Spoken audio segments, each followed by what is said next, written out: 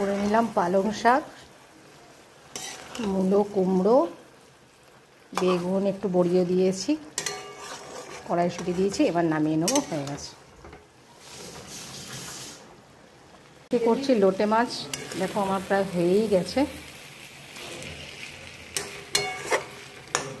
এবার আমি দিয়ে দেবো একটু বেগুন ভেজে রেখেছিলাম,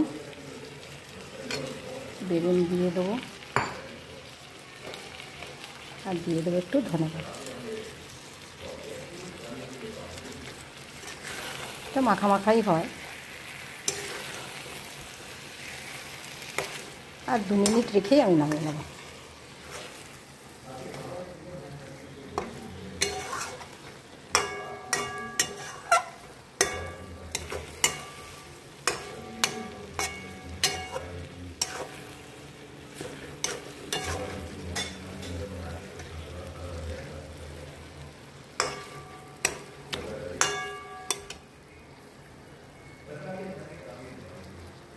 করে নিলাম মাছের ঝোল।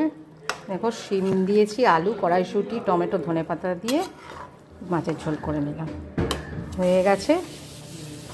ধনেপাতাও দিয়ে দিয়েছি। এবার আমি এটা নামিয়ে নেব।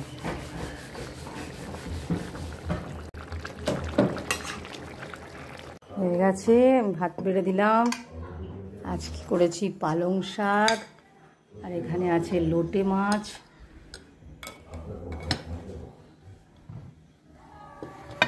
আর এখানে আছে শিম দিয়ে মাছের ঝোল, শিম বড়ি না, সরি, কড়াইশুঁটি, আলু, শিম দিয়ে মাছের ঝোল।